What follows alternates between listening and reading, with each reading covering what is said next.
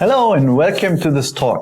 Today we are talking about when to choose Cloud Foundry over Kubernetes. Brief introduction, my name is Julian Fischer. I'm CEO of a company called Anynines. We are building application developer platforms using Cloud Foundry, Kubernetes, and we also provide a comprehensive set of data services to turn your application developer platform into a turnkey solution. So, first of all, a little bit of a disclaimer. This talk contains opinions. They are based on experiences we've made in customers and organizations that we help to operate their platforms. The discussion about Cloud Foundry versus Kubernetes is very, well, let's say, a complex topic, and it could be discussed in very different ways. So in order to get, let's say, a 50-minute talk done, we have to scope the talk a little bit and leave out certain other aspects that could be discussed as well. So are we discussing Cloud Foundry versus Kubernetes, or are we discussing Cloud Foundry for Kubernetes versus vanilla Kubernetes, or are we comparing Cloud Foundry for Kubernetes to Kubernetes with Knative, or are we discussing Cloud Foundry for virtual machines with vanilla Kubernetes? So there are many different combinations. Throughout the talk, I'll try to highlight what is the exact comparison we're trying to make, and take a few angles on the topic. So the general question is when to choose Cloud Foundry over Kubernetes. And the first statement is for existing Cloud Foundry environments, so where organizations have bought into Cloud Foundry a while ago and they're now thinking, well, should we move to the more popular Kubernetes? It turned out that this is surprisingly hard. So we are talking about environments which represent or contain Cloud Foundry environments with thousands of virtual machines, potentially thousands of tenants, and even more applications that run on such a platform. And then just take that environment and migrate that to a comparable Kubernetes environment.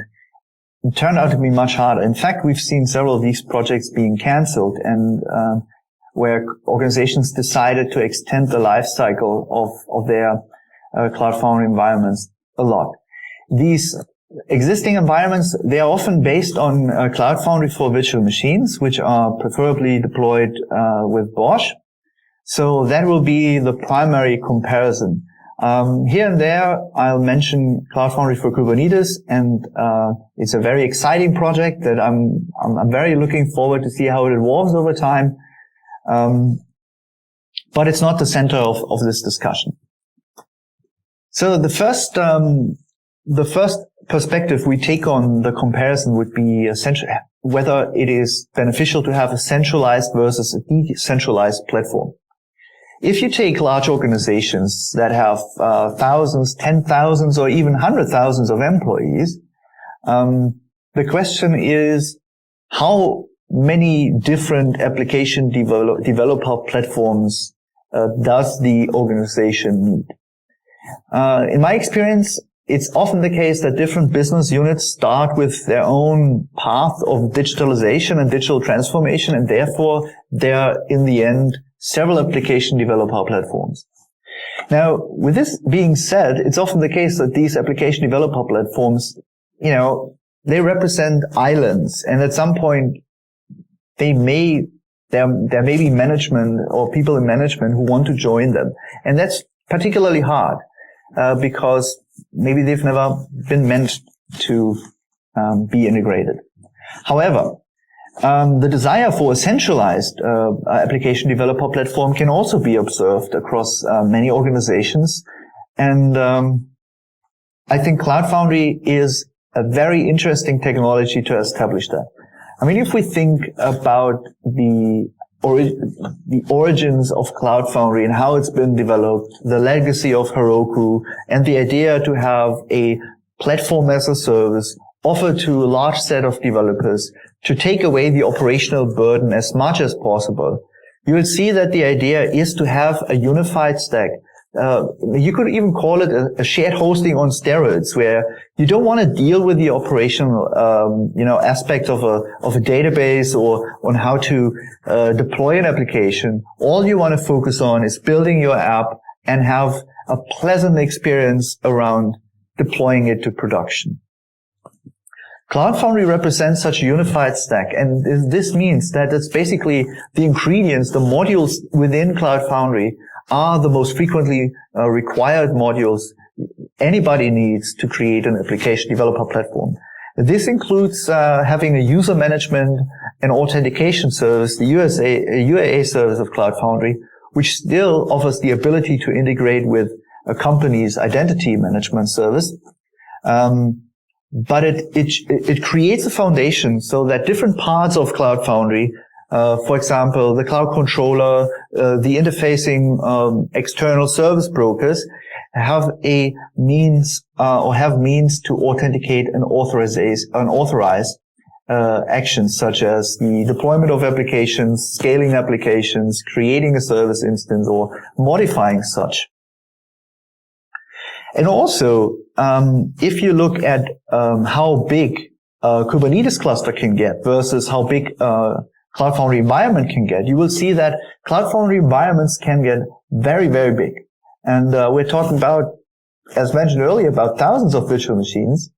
And one reason why this is why this can be accomplished is because there's such a good tenant model called organizations, and beneath that, the division of organization into spaces that, for example, is absent in Kubernetes, where all you have is namespaces, which doesn't really live up to the tenant isolation that CloudFoundry organizations provide.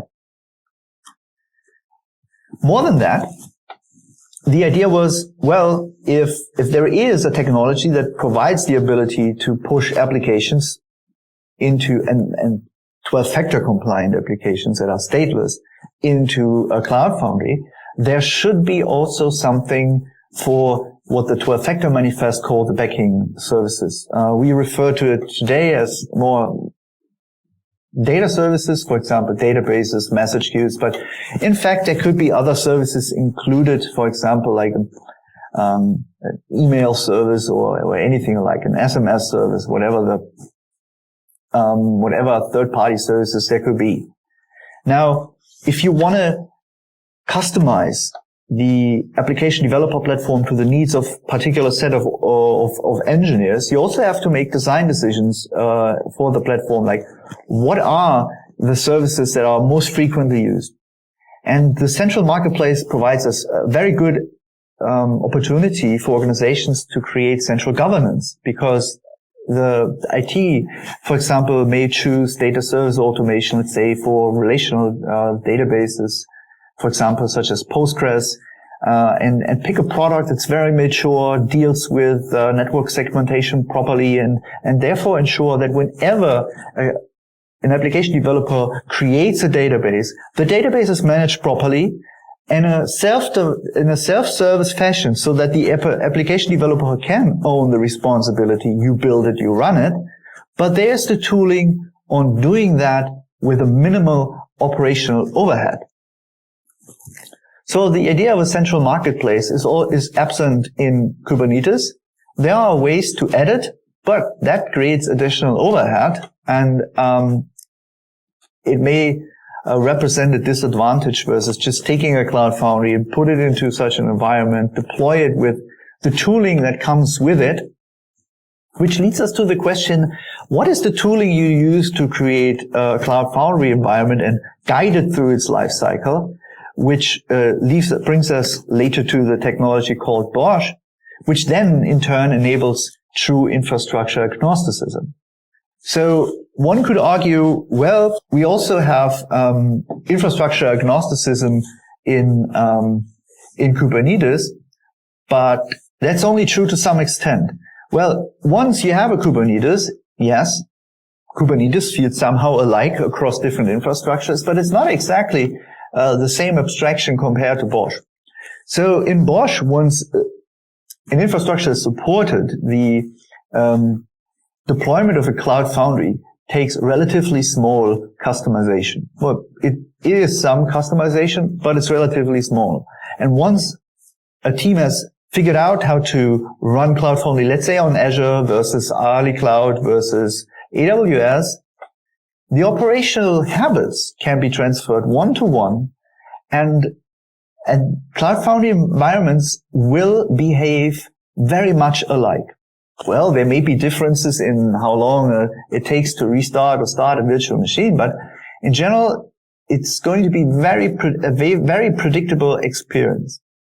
If you take, for example, a cluster API on Kubernetes, or you even go with different APIs to create Kubernetes clusters, you will get a various different experience depending on the infrastructure you're looking at.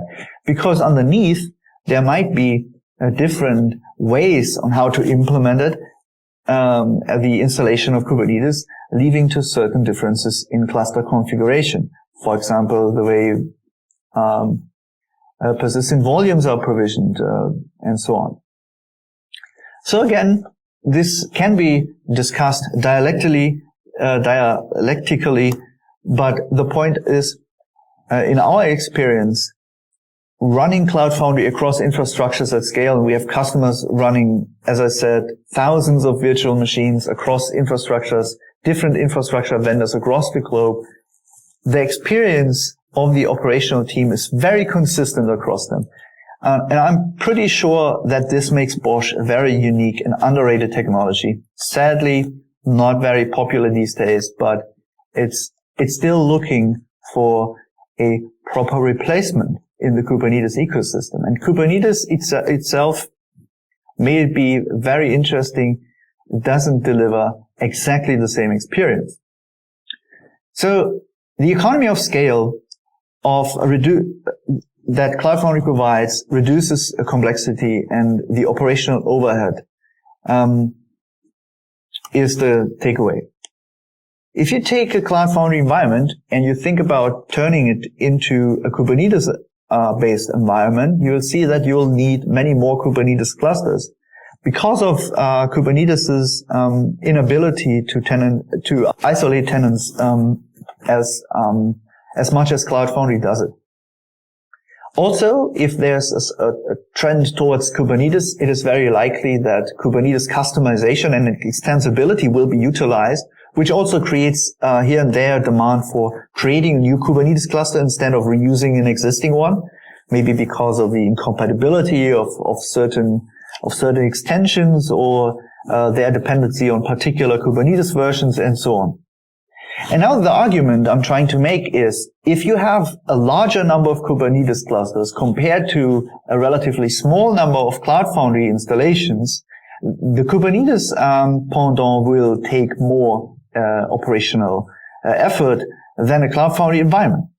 So at a certain break-even point, CloudFoundry environments with their economy of scale develop an advantage over a more heterogeneous Kubernetes-based platform. CloudFoundry has a better economy of scale in some cases than Kubernetes-based platforms.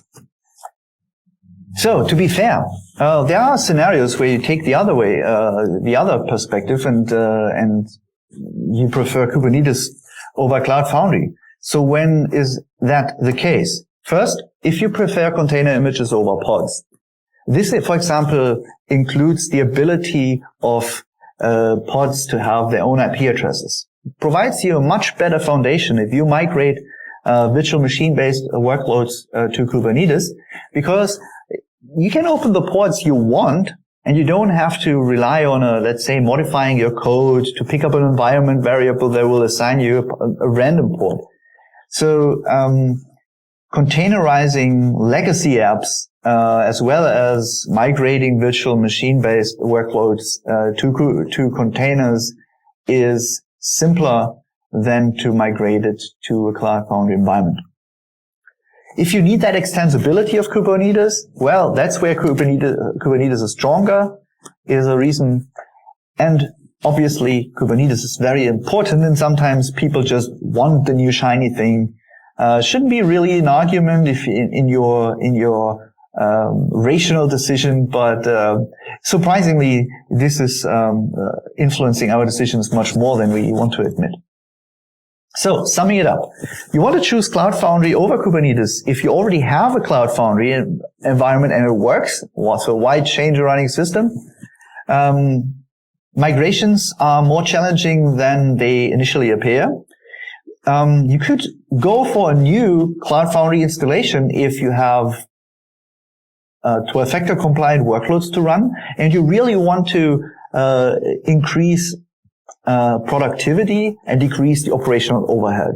So the whole arguments around central governance by selecting service brokers, having a central marketplace, key ingredients such as user management and tenant isolation, this is all in favor to Cloud Foundry. Well, you can imitate Red Bull Kubernetes clusters, but you have to build your own platform, which requires additional effort, more responsibility. You have to guide all these components and their integration through the life cycle of them. And that's additional work. You don't have to do that the same way in Cloud Foundry, where Cloud Foundry releases are basically handed over to you. Well, some integration you have to do with Cloud Foundry too. Service broker integration is an example. So, centralized application development platforms. Well, that's one of the strong sides of Cloud Foundry. Environments can become big, infrastructure agnostic, run across the globe. There's your unified application developer experience. If CF push works for you and you have a global set of application developers who write applications that fit that model, well, I think Kubernetes would add more operational overhead and more overhead to the developers. So Cloud Foundry could be a good choice for you. And the other way around, if where Kubernetes is favored over Cloud Foundry, is when you need to install Cloud Foundry for Kubernetes. Well, then you need a Kubernetes, of course. Beside of joking, there are many. If you have many non-12-factor compliant legacy apps, for example, when they write to the file system and expect a persistency in the file system, that's much simpler to achieve with Kubernetes. If you're migrating workloads from virtual machines to containers, then Kubernetes could be a friend. And generally, if you have Kubernetes dependencies, let's say to service meshes, workflow managers, particular machine learning libraries, or if you just receive an app you want to run that is meant to run on Kubernetes, well, obviously, then go with Kubernetes. And finally, if you need that freedom and extensibility that Kubernetes provides, and your team has the ability to deal with additional operational responsibilities, go for Kubernetes. So, I hope you enjoyed the talk. Long story short, large Cloud Foundry environments, they have a significant and a very outstanding economy of scale. That economy of scale does not necessarily exist for BOSH-based installations that are very small. The Cloud Foundry for Kubernetes somehow mitigates that, so you can start much smaller compared to BOSH-based installations. But the overhead of a Cloud Foundry compared to a bare Kubernetes cluster is larger, and a Kubernetes cluster for small environments has a better economy than Cloud Foundry. For large environments where predominantly 12-factor apps are being run, Cloud Foundry has advantages. You may want to look at it. Well, thank you a lot. If you have questions, reach out to me after the talk or via social media. I'll be happy to chat. Thanks a lot.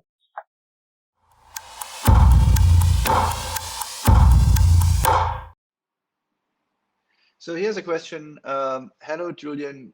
Can you give some example on how Cloud Foundry organizations provide better separation than Kubernetes namespaces for application developer for applications?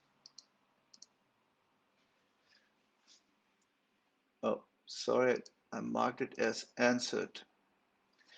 Well, I think, to my knowledge, organizations also provide application security groups. So you can basically configure that, for example, applications from one organization can't even reach applications from a different organization.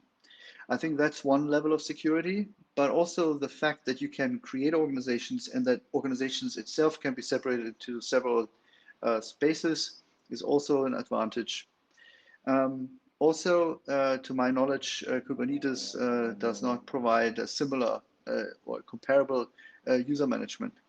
So in that regard, the question would be the other way around, in that how does namespaces live up to Cloud Foundry organizations? So, for example, we are operating under parse-anynines.com, a publicly facing Cloud Foundry, and Cloud Foundry itself provides all the means to register a tenant, for example, and these tenants, they don't share any trust relationships among each among each other. So each tenant has its own data service instances selected from the marketplace. They deploy their own applications, and it's, you know, it's as if it's where your own Cloud Foundry, so to say. Now, in a Kubernetes cluster, that level of isolation, I think, is not the same. So that, I think, hopefully answers your question. What are the largest challenges in migrating from Cloud Foundry platform over to Kubernetes? Is there one thing that causes those efforts to be canceled? Yes, I would say it's the federation of Kubernetes clusters is one of the challenges.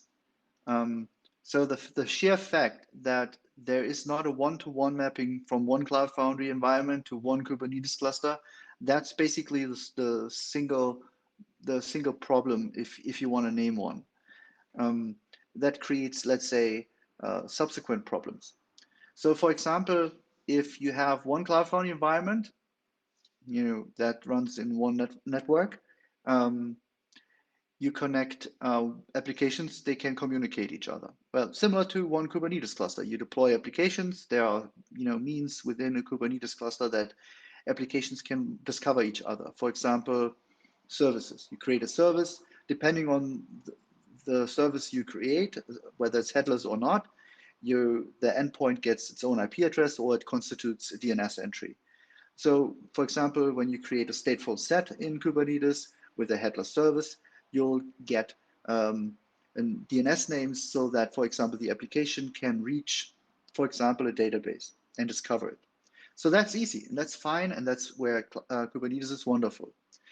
However, what we observed is that sometimes, or that let's say, the desires and the requirements of business units within a large organization are so unique that they might need to have sysop or admin privileges over the Kubernetes cluster to customize it in that particular way they wanted to. For example, because they want to install certain add-ons, which requires, let's say, certain privileges that in a shared cluster wouldn't be granted, or that, for example, there are secrets in the cluster that you don't want anybody other to see, and you are maybe even by internal policies enforced to, let's say, have a dedicated environment, which to some degree has been discussions with Cloud Foundry too. For example, whether the concept and notion of organizations is an isolation that's strong enough to, let's say, for example, withstand these internal policies. And so far, the discussions I've seen were that security officers in most cases said, yeah, it's enough, as long as behind the scenes, for example, application security groups are being used, and the data service instances, for example, have a similar protection, which is in the scope of the service broker, to be fair.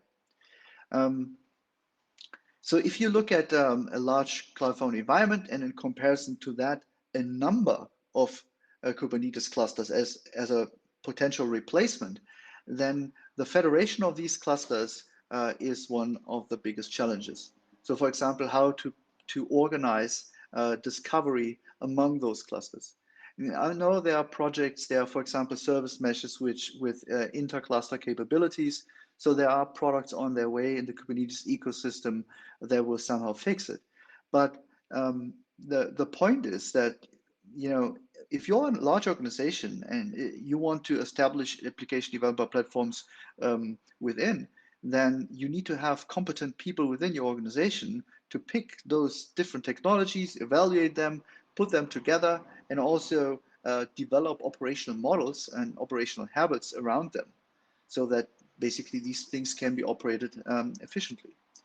And what I found is that some of these migration projects have been canceled because these organizations have learned that Kubernetes has its place, but and CloudFoundry has its place, and that it's more cost-effective to leave the CloudFoundry as it is, and let's say ensure a certain interoperability between the workloads running on Kubernetes clusters and the workloads running on CloudFoundry, rather than following the idea that there must be a unified Kubernetes-only platform approach. So I hope, does that answer your question? Or otherwise, feel free to ask more questions.